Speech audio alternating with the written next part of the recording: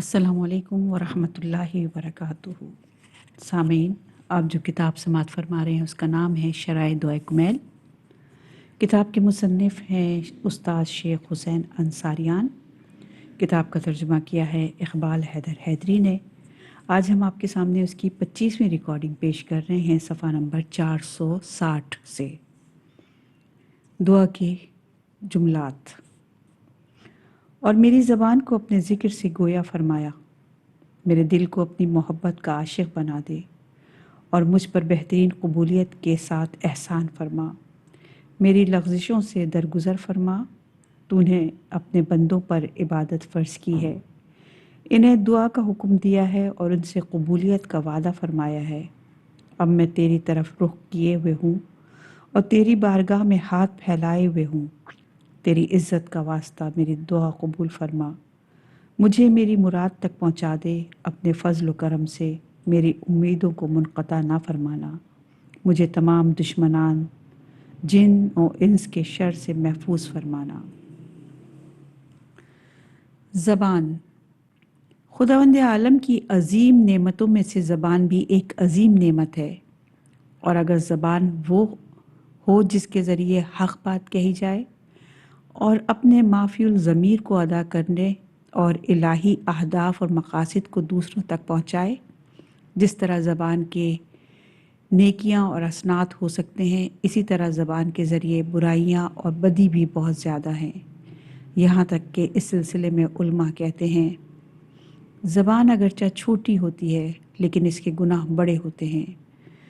ज़बान के सिलसिले में मुहद्दिस बुज़ुर्गवार साहिब फ़लसफ़ा व हिकमत और आशिक़ व आरिफ़ मुल्ला मोहसिन फ़ैयाज़ काशानी अपनी किताब मुहाजतुल बैज़ा में फ़रमाते हैं, ज़बान के ज़रिए तक़रीबन 20 गुनाह कबीरा होते हैं, जैसे ग़ीबत, तोहमत, सुखनचीनी, चुगली, दूसरों का मस्खरा करना, अफवाहें फैलाना, झूठ, लोगों को ज़लील करना वग़ैरह वग़ैरह। यह हदीस मुहाजतुल बैज़ा में की जिल्द नंबर 6 में सफ़ा नंबर 190 पर मौजूद है और किताब आफ़ातुल लिसान में भी मौजूद है। कुरान मजीद ने भी ज़बान खोलने के लिए सिर्फ 10 चीज़ों की इजाज़त दी है। अगर इंसान की ज़बान इन्हीं 10 बातों के लिए खुलती है तो गोया वो खुदा की इबादत करती है, और अगर इन 10 बातों के अलावा किसी और चीज़ के लिए खुलती है तो वो गुनाहों से आलूदा है, दर हकीकत शैतान की बंदगी करती है। और 10 बातें ये हैं। नंबर 1 है कौल हसन, नंबर 2 कौल एहसन, नंबर 3 कौल अदल, नंबर 4 कौल सिद्क़, नंबर 5 कौल करीम, नंबर 6 कौल नरम, number 7 Kaul महकम, number 8 Kaul सदीद, number 9 Kaul मारूफ़ और नंबर 10 कौम बलीग़।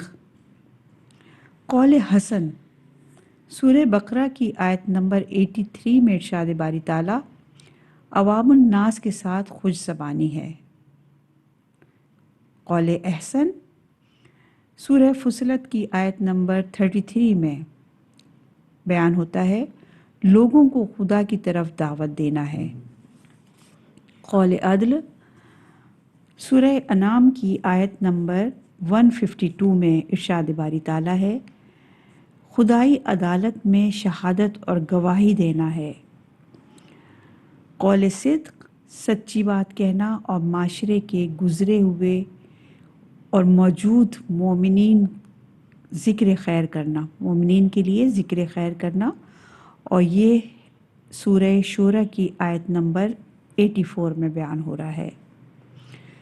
कौल करीम सूरह इसरा की आयत नंबर 23 में बयान माँ बाप से गुफ्तगू करना।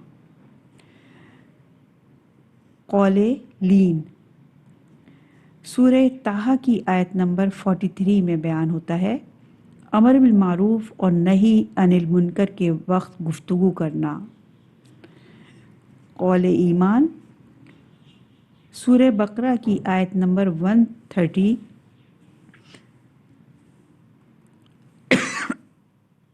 माजरत चाहते हैं قول ایمان سورہ بقرہ کی آیت نمبر 136 میں ارشاد باری تعالیٰ خدا کی وحدانیت اور پیغمبر اکرم صلی اللہ علیہ وآلہ وسلم کی رسالت کا اقرار۔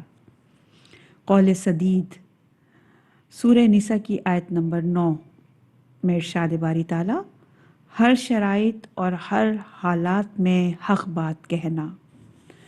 قول معروف سورہ نساء کی آیت نمبر 5 میں ارشاد باری تعالیٰ یتیموں اور بیواؤں کے ساتھ گفتگو کرنا۔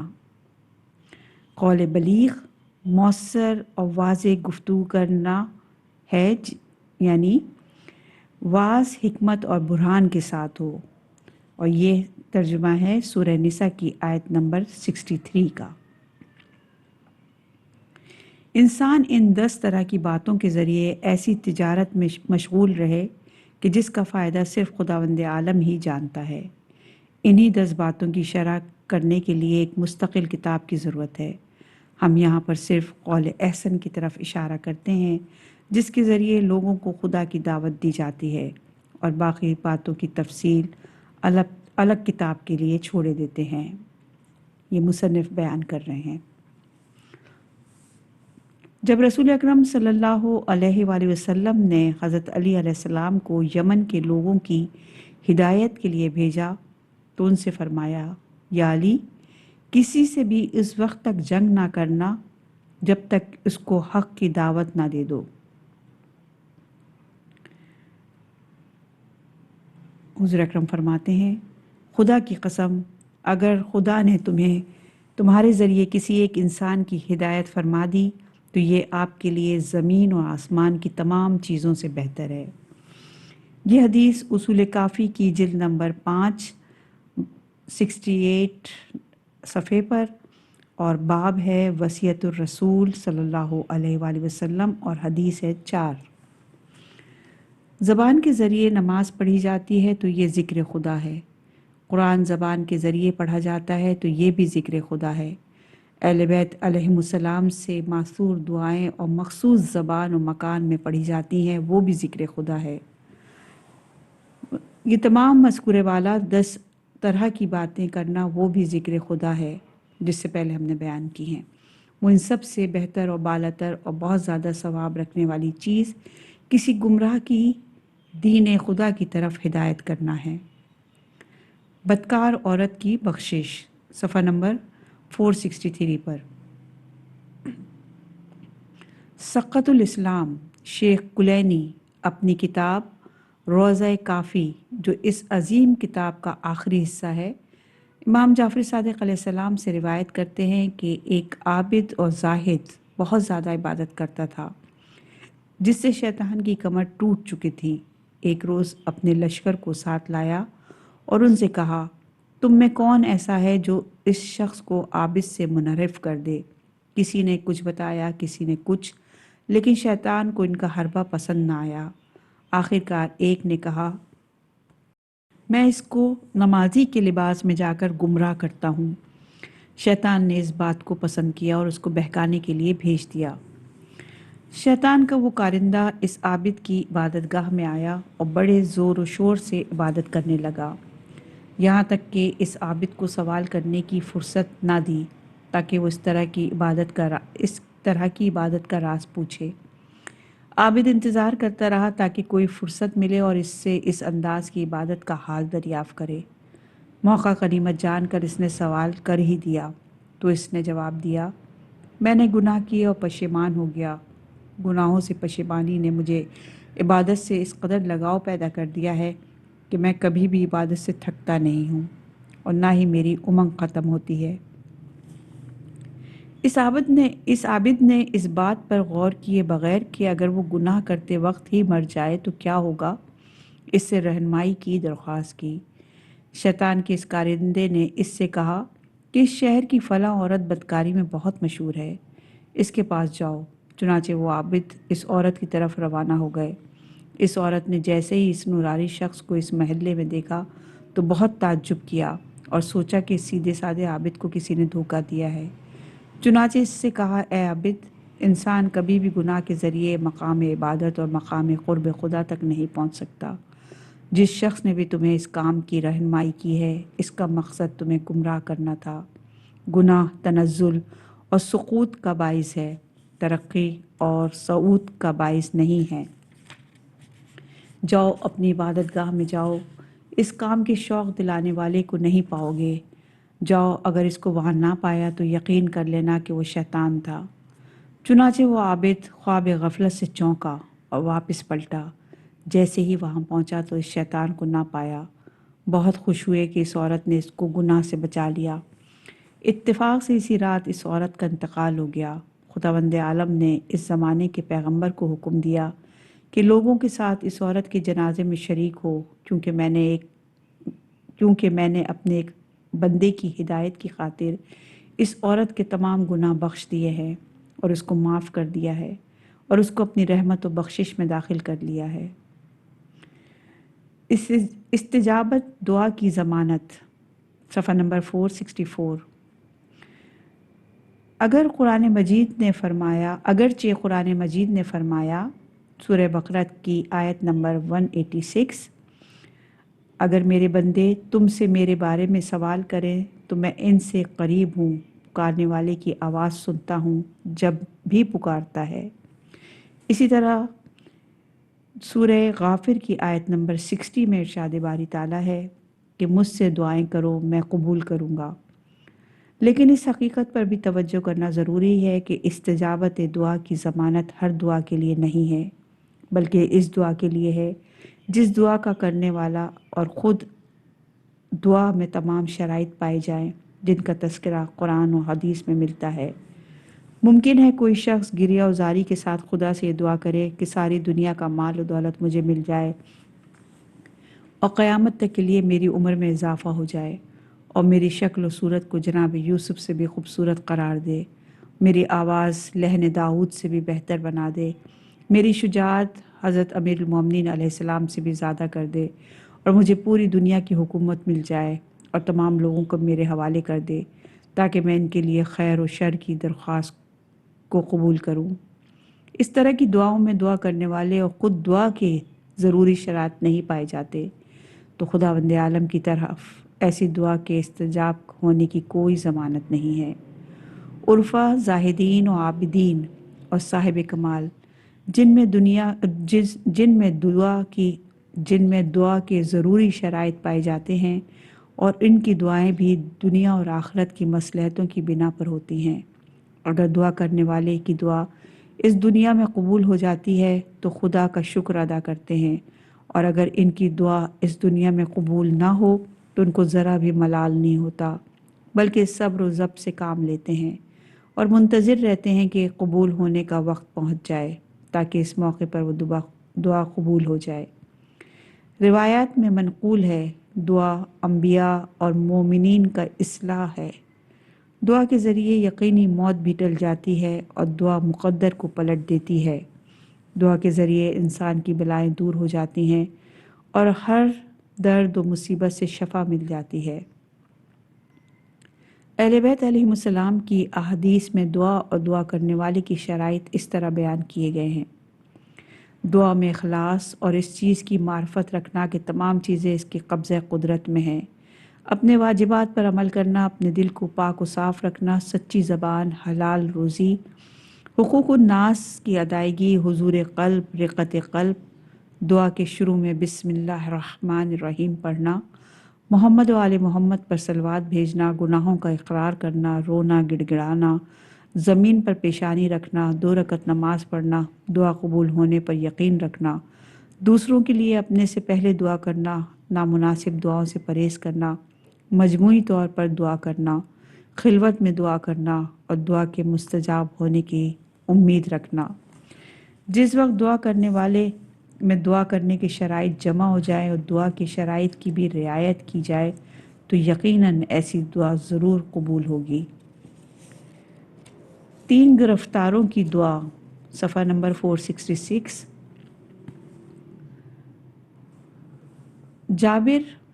جابر نقی امام محمد باقر علیہ السلام اور امام جعفر صادق علیہ السلام کے زمانے کے معتبر راویوں میں سے تھے۔ حضور اکرم صلی اللہ علیہ وآلہ وسلم سے روایت کرتے ہیں، 3 مسافر سفر کرتے ہوئے ایک پہاڑ کی غار میں پہنچے۔ وہاں پر عبادت میں مشغول ہو گئے۔ اچانک ایک پتھر اوپر سے لڑکا اور ایسا معلوم ہوتا تھا کہ جیسے وہ دروازہ بند کرنے کے لیے بنایا گیا ہے، اور اس نے دروازہ بند کر دیا اور ان کے نکلنے کا کوئی راستہ دکھائی نہ دیا۔ چنانچہ وہ لوگ ایک دوسرے سے کہنے لگے، خدا کی قسم یہاں سے نکلنے کا کوئی راستہ نہیں ہے مگر یہ کہ خدا ہی کوئی لطف و کرم کرے، کوئی نیک کام کریں، خلوص کے ساتھ دعا کریں اور اپنے گناہوں سے توبہ کریں۔ ان میں سے پہلا شخص کہتا ہے، پالنے والے تو جانتا ہے کہ میں خوبصورت عورت کا عاشق ہو گیا، بہت زیادہ مال و دولت اس کو دیا تاکہ وہ میرے ساتھ آئے، لیکن جو ہی اس کے پاس گیا دوزخ کی یاد آ گئی، جس کے نتیجے میں اس سے الگ ہو گیا۔ پالنے والے اسی عمل کا واسطہ ہم سے یہ مصیبت دور فرما اور ہمارے لیے نجات کا سامان فراہم کر دے۔ دیکھا تو وہ پتھر تھوڑا سا کھسک گیا۔ دوسرے نے کہا، پالنے والے تو جانتا ہے کہ ایک روز میں زرعی کام کے لیے کچھ مزدور لایا، آدھا درم ان کی مزدوری معین کی۔ غروب کے وقت ان میں سے ایک نے کہا، میں نے 2 مزدوروں کے برابر کام کیا ہے، لہٰذا مجھے 1 درہم دیجیے۔ میں نے نہیں دیا۔ وہ مجھ سے ناراض ہو کر چلا گیا۔ میں نے اس آدھے درہم کا زمین میں بیج ڈال دیا اور اس سال بہت برکت ہوئی۔ ایک روز وہ مزدور آیا اور اس نے اپنی مزدوری کا مطالبہ کیا تو میں نے اس کو 18,000 درہم دیے جو میں نے زراعت سے حاصل کیے تھے، اور چند سال تک اس کو رکھا اور یہ کام میں نے تیری رضا کے لیے انجام دیا تھا۔ تجھے اسی کام کا واسطہ ہم کو نجات دے دے۔ چنانچہ وہ پتھر تھوڑا سا کھسک گیا۔ تیسرے نے کہا، پالنے والے تو جانتا ہے ایک روز میرے ماں باپ سو رہے تھے، میں ان کے لیے کسی ظروف میں دودھ لے کر آیا۔ میں نے سوچا اگر وہ دودھ کا ظروف زمین پر رکھ دوں تو کہیں اٹھ نہ جائیں، اور میں نے ان کو خود نہیں اٹھایا بلکہ وہ دودھ کا ظروف لیے کھڑا رہا تاکہ وہ خود بیدار ہوں۔ تو جانتا ہے کہ میں نے یہ کام اور زحمت صرف تیرے لیے اٹھائی تھی۔ پالنے والے ہمیں اسی کام کے صدقے میں اس سے نجات دے دے۔ چنانچہ اس شخص کی دعا سے پتھر اور کھسکا اور یہ تینوں اس غار سے باہر نکلے۔ یہ حدیث نور الثقلین کی جلد نمبر 3 اور صفحہ نمبر 249 پر موجود ہے۔ ایک گمنام غلام سیاہ کی دعا، صفحہ نمبر 467۔ منقول ہے کہ بنی اسرائیل کے زمانے میں 7 سال تک قحط پڑا۔ 70,000 لوگ دعا کی بارش کے لیے جنگل میں آئے تاکہ ان کی برکت سے باران رحمت نازل ہو جائے، اور آواز قدرت آئی، اے موسیٰ ان سے کہہ دو میں تمہاری دعا کیسے قبول کروں؟ درحالانکہ تم لوگ گناہوں میں غرق ہو اور تمہارے باطن میں خباثت بھری ہوئی ہے، مجھے پکار رہے ہو لیکن حالانکہ مجھ پر یقین نہیں رکھتے اور میرے انتقام سے خوف امن میں بھی نہیں۔ میرے بندوں میں سے ایک بندے کو بلاؤ جس کا نام برق ہے تاکہ وہ دعا کرے اور میں اس کی دعا کو قبول کروں۔ جناب موسیٰ علیہ السلام نے برق کی تلاش میں نکلے لیکن وہ نہ مل سکا، یہاں تک کہ ایک روز راستے سے چلے جا رہے تھے کہ ایک سیاہ فام غلام کو دیکھا جس کی پیشانی پر سجدوں کے نشانات تھے، اپنی گردن میں کوئی چیز ڈالے ہوئے ہے۔ جناب موسیٰ علیہ السلام نے احساس کیا کہ یہی وہ برق ہے، آگے بڑھے، اس کو سلام کیا اور اس سے نام معلوم کیا تو اس نے کہا میرا نام برق ہے۔ جناب موسیٰ علیہ السلام نے کہا ایک مدت سے تمہیں تلاش کر رہا ہوں، آؤ اور ہمارے لیے باران رحمت کی دعا کرو۔ چنانچہ برق ایک بیابان کی طرف نکلے اور خدا سے یوں مناجات کرنے لگے، پالنے والے اپنے بندوں پر بارش کا بند کر دینا تیرے کاموں میں سے نہیں، تیری بارگاہ میں بخل کا بھی کوئی وجود نہیں۔ کیا تیرا لطف و کرم ناقص ہو گیا ہے، یا تیری ہوا نے اطاعت سے مخالفت کی ہے، یا تیرے خزانے ختم ہو گئے ہیں، یا گناہ گاروں پر تیرے خشم میں جوش آ گیا ہے؟ کیا تو خطا کاروں کی خلقت سے پہلے غفار و بخشنے والا نہیں تھا؟ چنانچہ سب نے دیکھا کہ وہ اسی طرح مناجات کرتا رہا یہاں تک کہ بارش ہونے لگی، اور ایسی بارش ہوئی کہ بنی اسرائیل سیراب ہو گئے۔ یہ حدیث انیس اللیل صفحہ نمبر 453 پر موجود ہے۔ امام سجاد علیہ السلام کے غلام کی دعا، صفحہ نمبر 468۔ سعید بن مسیب مدینہ منورہ کے بزرگ فقیہ میں سے تھے، اور امام سجاد اور امام موسیٰ کاظم علیہ السلام نے آپ کی تعریف فرمائی ہے۔ عبد الملک مروان نے مدینے میں اپنا ایک ایلچی بھیجا تاکہ سعید کی لڑکی سے، جو حسن و جمال اور صورت و سیرت میں بہت نیک تھی، رشتہ طلب کرے۔ سعید نے مدینے کے گورنر سے کہا، میں ہرگز اپنی لڑکی کی شادی ملک کے بادشاہ وقت سے نہیں کروں گا۔ ایک روز انہوں نے اپنے شاگردوں میں سے کسی ایک سے کہا، کئی روز سے آپ درس میں نہیں آ رہے ہیں؟ تو اس نے کہا، میری بیوی کا انتقال ہو گیا ہے، جن کی بنا پر درس میں شرکت نہیں کر پایا۔ سعید نے کہا، ایک دوسری شادی کر لو۔ تو اس نے کہا، میرے پاس مال دنیا میں سے 2 درہم سے زیادہ نہیں۔ انہوں نے کہا، کیا میری لڑکی سے شادی کرو گے؟ اس نے کہا، جیسا آپ حکم کریں۔ چنانچہ استاد نے اس کا نکاح اپنی لڑکی سے کر دیا۔ سعید 40 سال سے کسی کے دروازے پر نہیں گئے تھے۔ شاگرد کہتا ہے، ایک روز شام کا وقت تھا، دق الباب ہوا۔ میں نے دروازہ کھولا تو دیکھا استاد ہیں اور اپنے ساتھ اس لڑکی کو لے کر آئے ہیں۔ لڑکی کو میرے حوالے کیا اور واپس چلے گئے۔ میں نے اس لڑکی سے سوال کیا تو اس نے بتایا، میں حافظ قرآن ہوں۔ اس نے مہر کے بارے میں سوال کیا تو اس لڑکی نے کہا، عورت کا جہاد بہتر شورداری ہے۔ یہ حدیث اصول کافی کی جلد نمبر 5 صفحہ نمبر 9، باب الجہاد رجال المرأہ، اور حدیث کا نمبر ہے 1۔ جب جناب سعید تقوی اور پرہیزگاری اور فضل و کرم کی اس عظیم منزل پر فائز تھے۔ کہتے ہیں، ایک سال مدینے میں قحط پڑ گیا اور بارشیں کم ہونے لگیں۔ لوگوں نے نماز و دعا پڑھنا شروع کی۔ میں بھی ان کے ساتھ گیا، لیکن اس مجمع میں سے کسی کی دعا قبول نہ ہوئی۔ ایک غلام کو دیکھا کہ ایک بلند مقام پر عبادت کر رہا ہے، اپنا سر سجدے میں رکھے ہوئے ہے، دعا کر رہا ہے۔ اس کی دعا قبول ہوئی اور بہت زیادہ بارش ہونے لگی۔ میں اس کے پیچھے چل دیا، دیکھا تو وہ امام زین العابدین علیہ السلام کے گھر میں داخل ہوا۔ میں بھی امام کی خدمت میں حاضر ہوا اور آپ سے اس غلام کو طلب کیا۔ امام علیہ السلام نے فرمایا، سب غلام جمع ہو جائیں۔ جب سب جمع ہو گئے تو میں نے اس سیاہ فام غلام کو نہیں دیکھا۔ میں نے کہا، جس کو میں چاہتا ہوں وہ ان میں موجود نہیں۔ اس وقت کہا گیا، صرف استبل والا غلام نہیں آیا ہے۔ امام علیہ السلام نے فرمایا، اس کو بھی بلایا جائے۔ جب وہ آیا تو وہی تھا جس کو میں چاہتا تھا۔ امام علیہ السلام نے فرمایا، اے غلام، میں نے تجھے سعید کو بخش دیا۔ یہ سن کر غلام بہت زیادہ رونے لگا اور کہا، اے سعید، مجھے امام زین العابدین علیہ السلام سے جدا نہ کر۔ جب میں نے دیکھا کہ وہ بہت زیادہ رو رہا ہے، میں نے اپنا ارادہ ترک کر دیا اور امام کے مکان سے واپس آ گیا۔ میرے آنے کے بعد جب اس کا راز فاش ہو گیا تو اس نے اپنا سر سجدے میں رکھا اور خدا سے ملاقات کی آرزو کی۔ اسی وقت اس کی دعا پوری ہو گئی۔ امام علیہ السلام نے مجھ سے کہلوایا کہ اس کی تشییع جنازہ میں شرکت کے لیے آ جاؤ۔ دعائے امام حسین علیہ السلام۔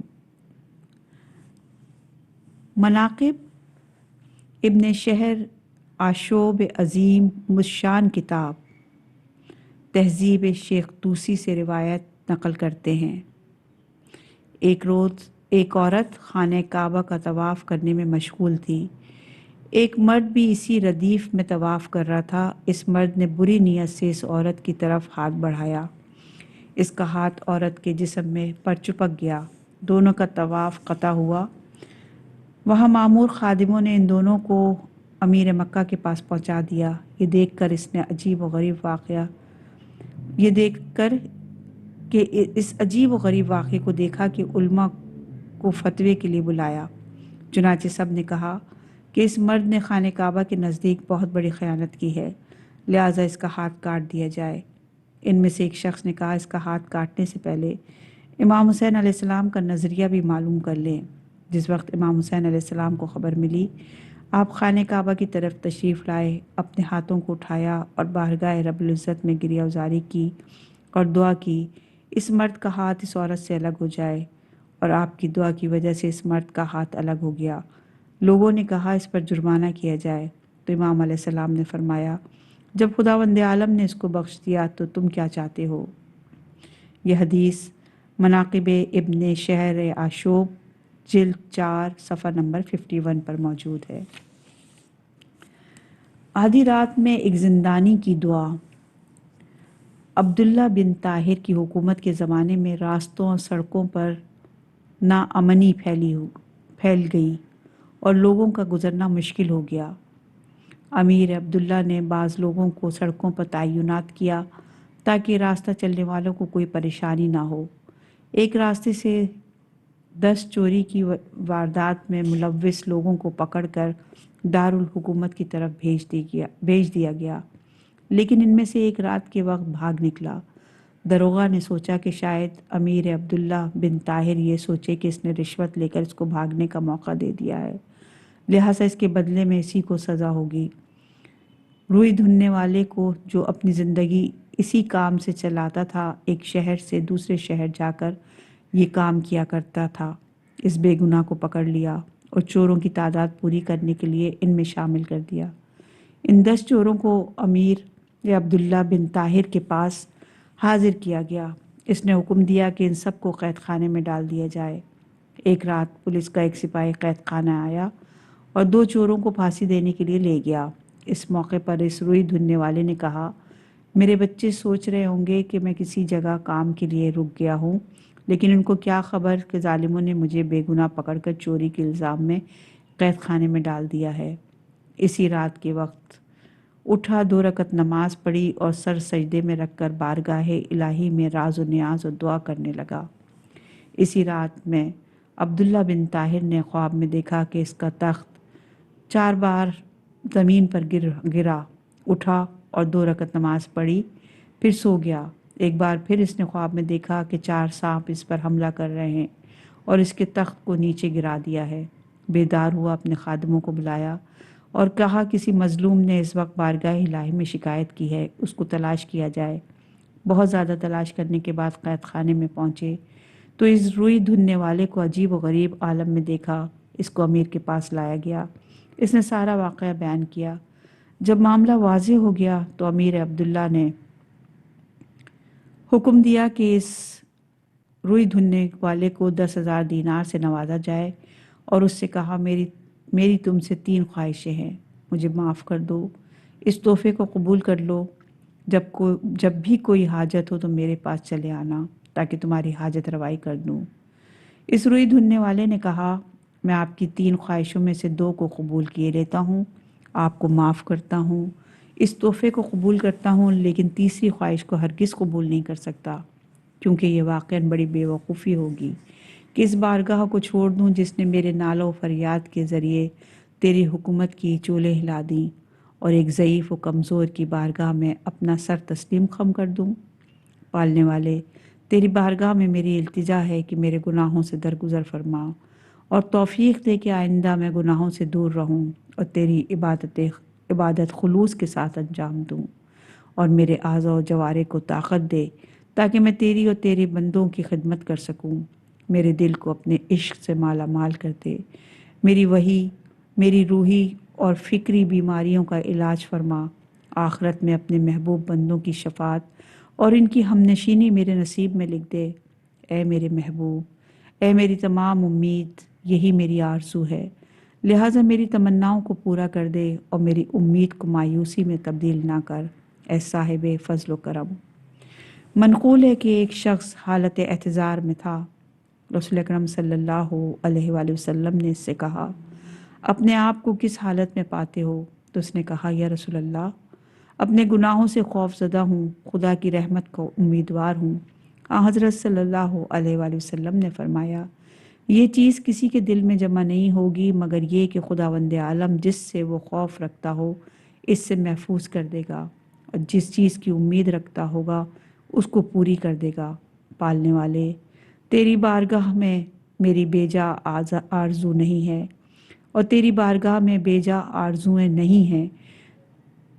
تو نے خود قرآن مجید میں अपने आप को गफ़ार और गफूर, शकूर और करीम और अरहमुर राहिमीन और दीगर सिफ़ात से तारुफ़ कराया है।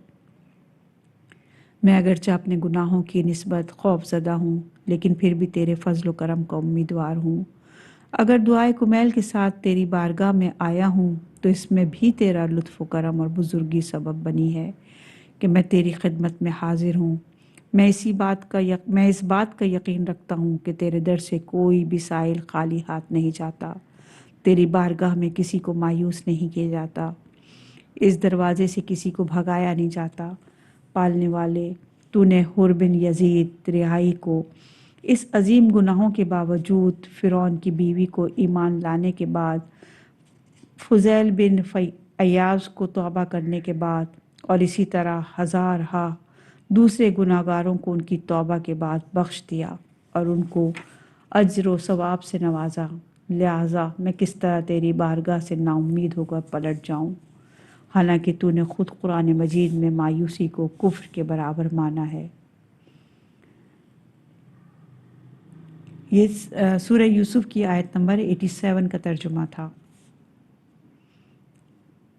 कि कुफ्र के बराबर मायूसी, तूने खुद मायूसी को कुफ्र के बराबर माना है। बारान रहमत, सफ़ा नंबर 472। इमाम जाफ़र सादिक़ अलैहिस्सलाम अपने आबा व अजदाद से नकल करते हैं, अहले कूफ़ा हज़रत अली अलैहिस्सलाम की खिदमत में हाजिर हुए और बारिश ना होने की शिकायत की और अर्ज़ किया, हमारे लिए खुदा से बारिश की दुआ फरमाइए। चुनांचे आपने इमाम हुसैन अलैहिस्सलाम से फरमाया, खुदा से बारिश की दुआ करो। इमाम हुसैन अलैहिस्सलाम ने खुदा की हम्द व सना की और रसूल खुदा पर दरूद भेजा और खुदा की बारगाह में अर्ज़ किया, ए खैर व बरकत नाजिल करने वाले, हमारे लिए बहरान रहमत नाजिल फरमा ताकि तेरे बंदों को मुश्किलात से निजात मिल जाए और मुर्दा ज़मीनें ज़िंदा हो जाएं। आमीन या रब्बुल आलमीन। जैसे ही इमाम हुसैन अलैहिस्सलाम की दुआ ख़त्म हुई, अचानक बारिश शुरू हो गई और इतनी बारिश हुई कि अतराफ़ कूफ़ा के रहने वाले बाज़ लोग आपकी खिदमत में आए और कहा, इतनी बारिश हो रही है कि पानी की मौजें सैलाब में तब्दील हुआ चाहती हैं। यह हदीस बिहारुल अनवार की जिल्द नंबर 44 सफ़ा नंबर 147 और बाब नंबर 25 की हदीस नंबर 6 है। पालने वाले, तूने कूफे वालों के लिए अपने ख़ास बंदे की दुआ के सदक़े में बारान रहमत से सैराब कर दिया। हमारे ऊपर भी रहमत व मग़फ़िरत की बारिश फरमा ताकि हमारे गुनाहों की गंदगी और कसाफ़त हमारे नाम अमाल से धुल जाए। हमें गुनाहों के बोझ से निजात फरमा और मानवियत का ओढ़ना और इबादत व बंदगी के दरख्त से हमारे वजूद की सरजमीन में जान डाल दे, क्योंकि हम तेरी उम्मीद पर ही तेरी बारगाह में हाजिर हुए हैं। उज़्र ख़्वाही और तौबा करते हुए तेरी चौखट पर सर झुकाए हुए हैं और तेरे दर पर झोली फैलाए हुए हैं और अपनी हाजतों को तेरे ही हुजूर लेकर आए हैं और इस बात का यकीन रखते हैं कि अपने लुत्फ़ व करम की बदौलत हमें बख्श देगा। करम की उम्मीद। एक जवान एक गली से गुज़र रहा था। एक दरख्त पर एक शिकार को देखा और इस पर एक तीर चलाया। वो तीर इस परिंदे को नहीं लगा, बल्कि इससे गुज़र कर बाग के मालिक के लड़के को जा लगा और वो मर गया। बाग के अतराफ से ही बाज़ लोगों को पकड़ लिया गया और आपस में झगड़ा होने लगा। वो जवान भी वहाँ पहुँचा और सवाल किया, वाक़या क्या है? तो उन्होंने बताया कि ये लड़का किसी शिकारी के तीर से मर गया है। इसने कहा, तीर उठा कर लाया जाए ताकि मैं उसको देखकर फ़ैसला करूं। तीर लाया गया तो इस जवान ने कहा, अगर मैं फ़ैसला करूं तो क्या तुम इन लोगों को छोड़ दोगे? तो इस बाग के मालिक ने कहा, जी हाँ। तब इस जवान ने कहा, यह तीर मैंने शिकार के लिए चलाया था, लेकिन इस जवान को जा लगा। मैं इसका कातिल हूँ। जो भी करना चाहो मैं हाजिर हूँ। इस लड़के के गमज़दा बाप ने कहा, है जवान, जब मुझे तेरी गलती के बारे में इल्म हो गया है तो फिर तेरा एतराफ़ और इकरार क्या मायने रखता है? तो इस जवान ने कहा, तुम्हारे करम की उम्मीद, अगर मैं इकरार कर लूँ तो तुम मुझे माफ़ कर दोगे। ये सुनकर इस बाप ने इस जवान को माफ़ कर दिया। ए اکرامین، اب ہم تیرے بے نہایت کرم کے امیدوار ہیں، تواضع و انکساری کے ساتھ اپنے گناہوں کا اقرار کرتے ہیں اور اپنی معصیت اور غلط کاموں کا اعتراف کرتے ہیں، لہٰذا تو بھی ہمارے گناہوں کو بخش دے۔ دعا کے اگلے اور آخری جملے، یا سری الرضا، اے بہت جلد راضی ہو جانے والے، اس بندے کو بخش دے جس کے اختیار میں سوائے دعا کے کچھ نہیں ہے، تو ہی ہر شے کا صاحب اختیار ہے، اے وہ پروردگار جس کا نام دوا، جس کی یاد شفا اور جس کی اطاعت مالداری ہے، اس بندے پر رحم فرما جس کا سرمایہ فقط امید اور اس کا اصلاح فقط گریہ ہے، اے کامل نعمتیں دینے والے، اے مصیبتوں کو رفع کرنے والے اور تاریکیوں میں وحشت زدوں کو روشنی دینے والے، محمد و آل محمد پر رحمت نازل فرما اور میرے ساتھ وہ برتاؤ کر جس کا تو اہل ہے، اپنے رسول اور اس کے مبارک آل ائمہ معصومین پر صلوات اور سلام فراواں نازل فرما۔ آمین الہی آمین، اللہم صلی علی محمد و آل محمد۔ آسمانی اور ملکوتی حقائق، صفحہ نمبر 475۔ اس بندے سے خدا کا بہت جلد راضی ہو جانا جس پر خدا ناراض ہو گیا ہو اور اس کی بارگاہ سے دھتکار دیا گیا ہو، اور اس توبہ اور انابہ اور دعا کے ذریعے اس کی بارگاہ میں متوسل ہوا ہو، اس کی وجہ خداوند کریم کی بے نہایت رافت اور مہربانی اور اس کا لطف و کرم ہے۔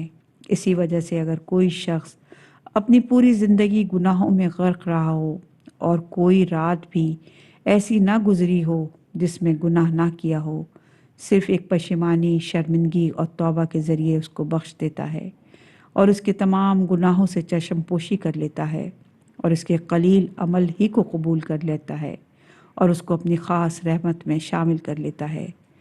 اسی وجہ سے امیر المومنین علیہ السلام یا سری الرضا کے فقرے کے بعد بارگاہ الہی میں عرض کرتے ہیں، پالنے والے اس کو بخش دے جس کے بعد دعا کے علاوہ کچھ نہیں ہے، کیونکہ حقیقی دعا و گریہ و زاری فقر و ناداری، ذلت و مساکنت اور بیچارگی پر دلالت کرتی ہے، اور یہ کہ دعا کرنے والے کے پاس اطاعت و عبادت اور خیرات کا ذخیرہ نہیں ہے جس کے بلبوتے پر مستحق رحمت ہوں، اپنے سے نفع و نقصان کو دور نہیں کر سکتا، اور دعا و زاری کے ساتھ جو تیری بارگاہ میں حاضر ہوں یہ بھی تیری ہی توفیق و لطف کے سبب ہے۔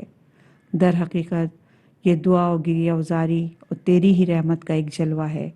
اگر تو مجھ پر نظر لطف نہ کرتا تو میں تیری بارگاہ میں حاضر نہ ہوتا اور میں تیری بارگاہ میں دعا کے لیے زبان نہ کھولتا، دل و جان سے تیری طرف متوجہ نہ ہوتا اور اپنی آنکھوں سے آنسو نہ بہاتا۔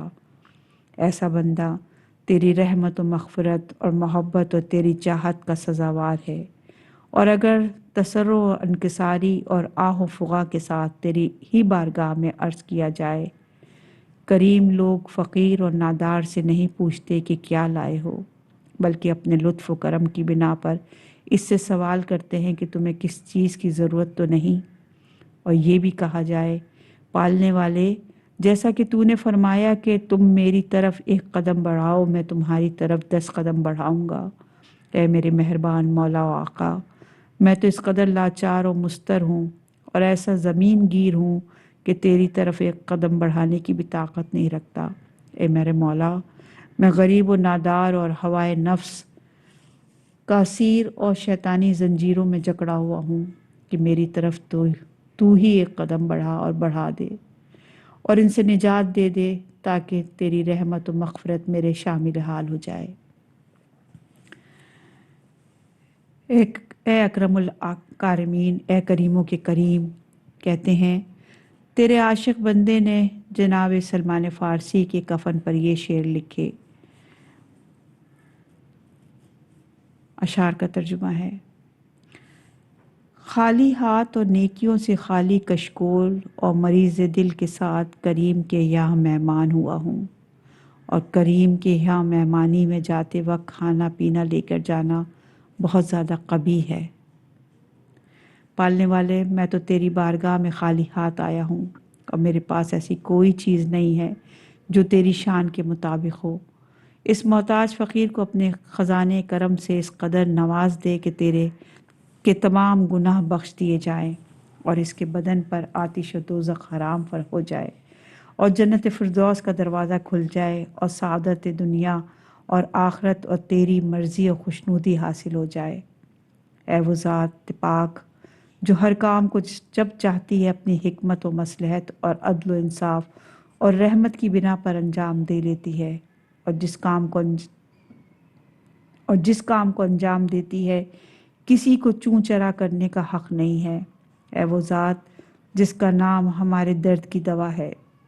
اس مقام پر علماء عرفان اور اہل حقیقت بزرگوں نے بہت سے اہم مطالب بیان کیے ہیں۔ ان میں سے بعض کا کہنا ہے کہ شاید اس نام سے مراد یہی الفاظ ہوں گے جن کی برکت و خواص بہت زیادہ ہیں۔ جن میں سے ایک اثر یہ ہے کہ جب دعا کرنے والا عاشق اپنے محبوب کو اس کے اسماء حسنی اور دیگر ناموں سے پکارتا ہے تو اس کا محبوب اپنے بہترین نام کو دیکھ کر اپنے دوست کو جواب دیتا ہے۔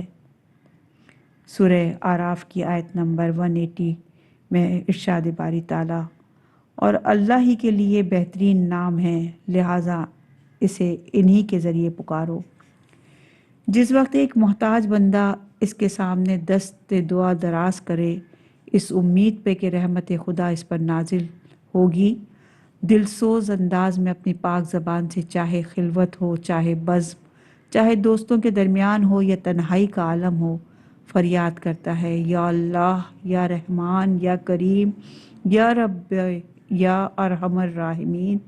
تو پھر کیا مجال کہ خدائے مہربان جیسا کریم خدا اس کی دعا کو مستجاب نہ کرے۔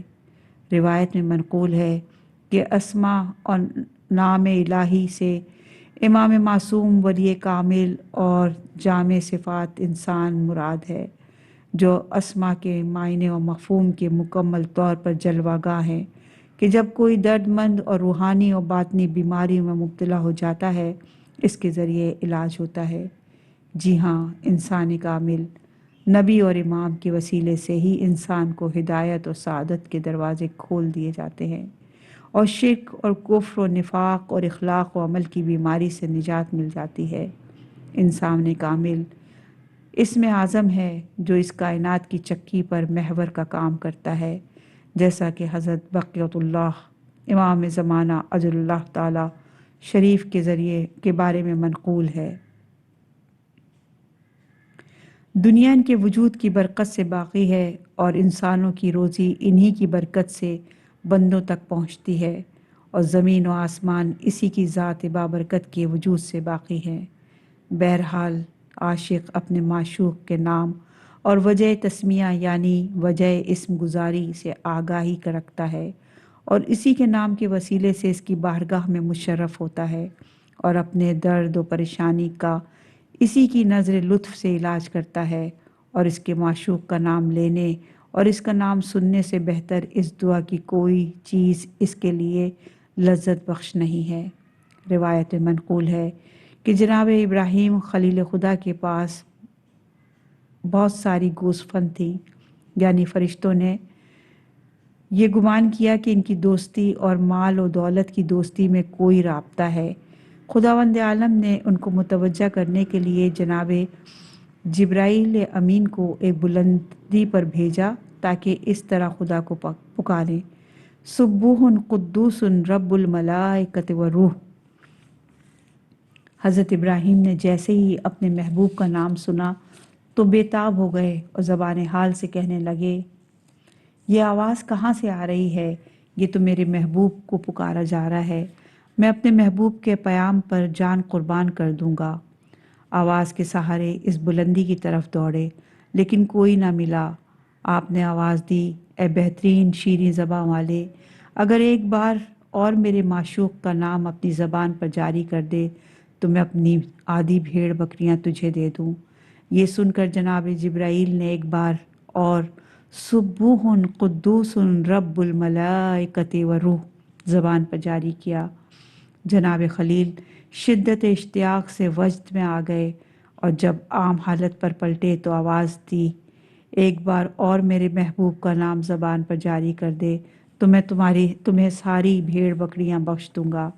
जनाब जिब्राइल ने एक बार और सुब्बुहुन कुद्दूसुन रब्बुल मलाइकति व रूह कहा। इस बार जनाब खलीलुल्लाह ने अपने महबूब का नाम सुना तो एक फरियाद बुलंद की और कहा, अब मेरे पास कुछ नहीं जिसको अपने महबूब के नाम पर निसार कर दूं और मेरे वजूद का मालिक हो जा। तू मेरे वजूद का मालिक हो जा।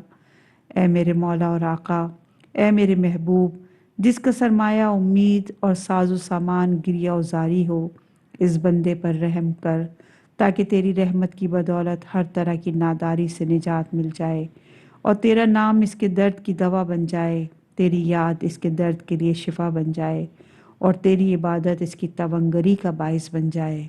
या अल्लाह, या रब्बो, या करीम, या हबीब, या अनीस, या मुनिस, या अकरमुल अकरामीन, या अरहमर राहिमीन, या साबिगुल नाम, या दाफिउल नाम, या नूरुल मुस्तहविशीन फिल जुल्म, या आलिमन या ला यालमु सल्लल्लाहु अला मुहम्मदिन व आले मोहम्मद। खुदाए बुज़ुर्ग बरतर के ख़ास लुत्फ़ व फ़ज़ल से शराय दुआ कुमैल का बयान अपने अख्तिताम पर पहुँचा। इस दुआ के साथ कि खुदा और आइम्मा मासूमीन खुसूसन इमाम अल-मुत्तक़ियान बाबुल इल्म जनाब अमीर अली इब्न अबी तालिब अलैहिस्सलाम हमारी खिदमत को कबूल फ़रमाएंगे और हमें अपने खिदमत गुज़ार बंदों में जगह इनायत फरमाएंगे। आमीन इलाही आमीन। किताब की आखिरी सफ़ात पर वो तमाम फ़हरिस्त हैं सूरों की भी और आयात की भी और अहादीस की भी कि जो इस शरह में जगह जगह हमें मिली और हमने उनको कोट भी किया और मुसन्निफ़ ने उनको अपने किताब का हवाला जात के ज़रिए बात को आगे बढ़ाया। तो किताब के तकरीबन 4-5 सफ़ों पे आखिरी के ये तमाम आयात हैं, सूरे हैं के नाम हैं और किताबों के नाम हैं और अहादीस मौजूद हैं, फ़हरिस्त है तमाम अहादीस की। अब हम आपसे इजाज़त चाहेंगे। अस्सलामु अलैकुम व रहमतुल्लाहि व बरकातुहू और दुआ करते हैं कि आप हमारे हक़ में ज़रूर दुआ करेंगे और इस खिदमत का तमाम अज्र व सवाब हम सब के काशान बसीरत के तमाम पढ़ने वालों के मरहूमीन तक यकीनन पहुँचेगा। आमीन इलाही आमीन।